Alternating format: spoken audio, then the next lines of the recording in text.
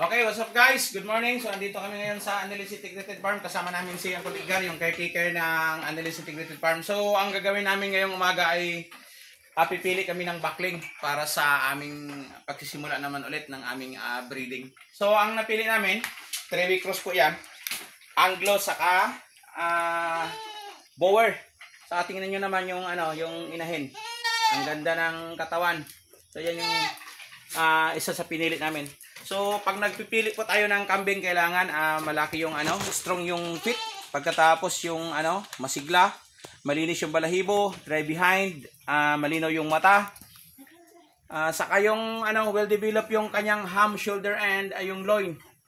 Para maganda talaga siya sa pangsampa yung materialis niya.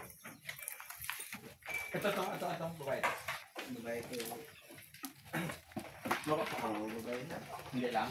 Native siguro. Plano lang native. Kasi gusto ko native lang ng babae eh. Pero gusto ko talaga yung pang maganda talaga kay. Ginana ko eh. Minsan maganda yung lalaki.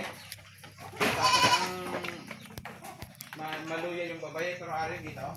Isa ka muna yung mga dati ng mga Dati ng mga inahan.